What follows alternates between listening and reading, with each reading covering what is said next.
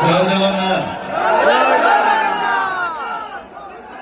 ଆଜି ଆହୁରି ଜୋରେ ଶୁଣିବା ଦରକାର।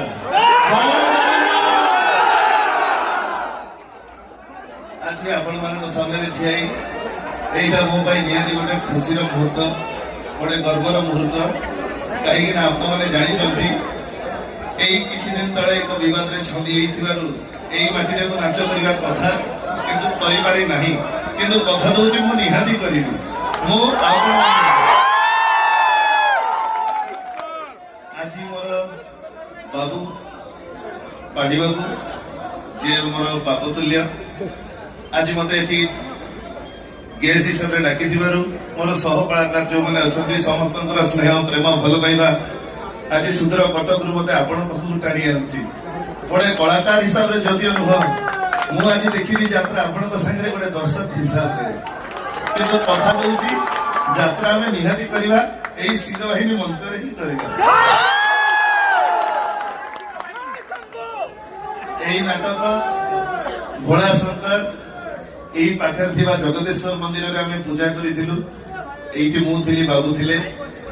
କିନ୍ତୁ ଆଜି ସେଇ ଗୀତରୁ ପଦେ ଯାହା ଆପଣମାନେ ଅଡିଓରେ ଶୁଣିଥିବେ, ଭଲ ପାଇଲେ ହୃଦୟଟା ତୋର, ଶତ୍ରୁତା କଲେ ନୋ ସିମ୍ପାଥି ନୋ ସତ୍କର୍ଣ୍ଣ, ଏଥର ডিসিশন তোর, তোর কিଏ ପସନ୍ଦ, ଭୋଳା ନା ଶଙ୍କର।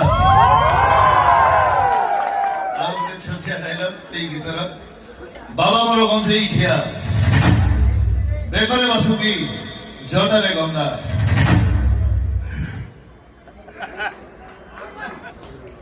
ବେକରେ ବାସୁକି ଜଟାରେ ଗଙ୍ଗା, ଆଉ ଶତ୍ରୁତା କଲେ ফুল দঙ্গা। জয় শম্ভু, জয় জগন্নাথ।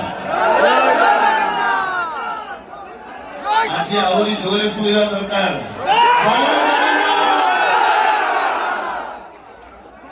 আজ আপনার সামনে ঠিয়া এইটা মো নিহাতি গোটে খুশির মুহূর্ত, গোটে গর্বর মুহূর্ত।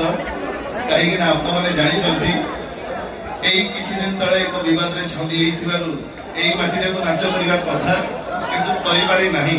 କିନ୍ତୁ କଥା ଦଉଛି ମୁଁ ନିହାତି କରିବି। ମୁଁ ଆଜି ମୋର ବାବୁ ପାଢୀ ବାବୁ ଯିଏ ମୋର ବାପ ତୁଲ୍ୟ ଆଜି ମତେ ଏଠି ଗେଷ୍ଟ ହିସାବରେ ଡାକିଥିବାରୁ ମୋର ସହ କଳାକାର ଯୋଉମାନେ ଅଛନ୍ତି ସମସ୍ତଙ୍କର ସ୍ନେହ ପ୍ରେମ ଭଲ ପାଇବା ଆଜି ସୁଦୂର କଟକରୁ ମତେ